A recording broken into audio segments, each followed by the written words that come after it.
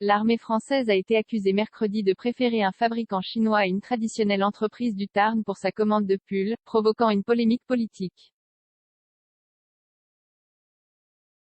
Le porte-parole du ministère a dénoncé une fake news, tout en reconnaissant qu'une partie de la production était faite à l'étranger.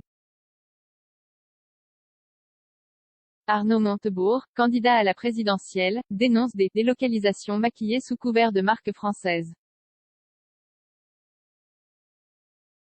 Un simple morceau de tissu peut parfois embraser une campagne présidentielle. Il faut dire que les ingrédients, armée française, délocalisation, Chine, made in France, formaient un cocktail explosif.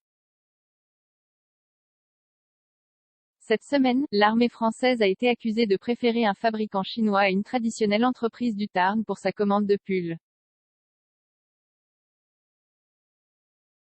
Plusieurs candidats à la présidentielle, Arnaud Montebourg, Marine Le Pen ou encore Jean-Luc Mélenchon, y ont vu la faillite d'Emmanuel Macron pour protéger nos industries. Une fausse information, qui révèle toutefois d'importants débats à venir sur les relocalisations ou la protection des marchés français.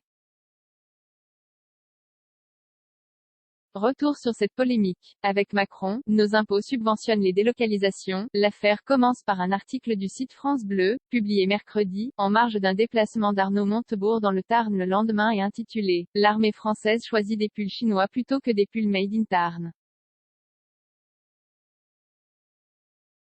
Par cette visite, le candidat à la présidentielle et chantre de la démondialisation souhaite illustrer les délocalisations et défendre le savoir-faire français. Dans l'article, on peut en effet lire que l'armée aurait préféré un fabricant chinois plutôt que l'entreprise Regain, une manufacture du Tarn avec laquelle elle avait l'habitude de traiter ces dernières années.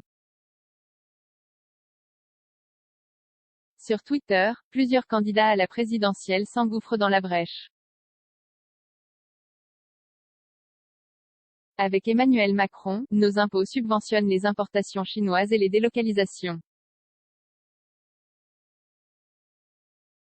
Il est temps que l'argent des Français soutienne l'économie française, dénonce ainsi Marine Le Pen.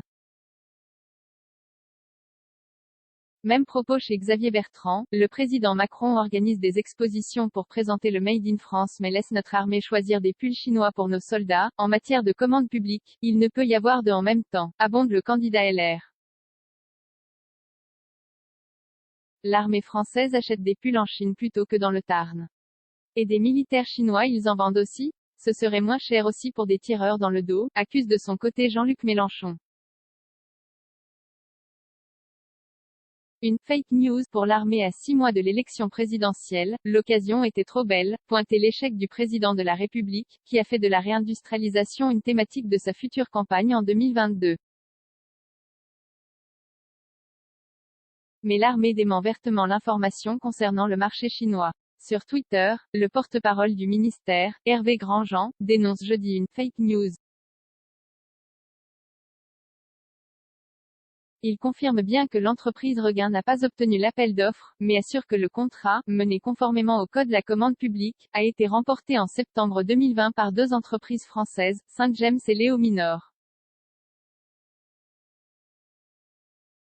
Il précise aussi que le ministère des Armées a notifié à Regain, au titre de mesure de relance, un contrat de 500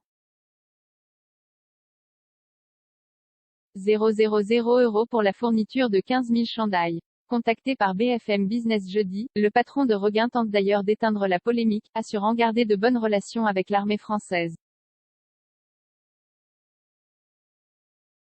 On gagne grosso modo un marché sur deux, dit-il, plaidant toutefois pour l'instauration de nouveaux critères afin d'être plus compétitif face aux productions à l'étranger.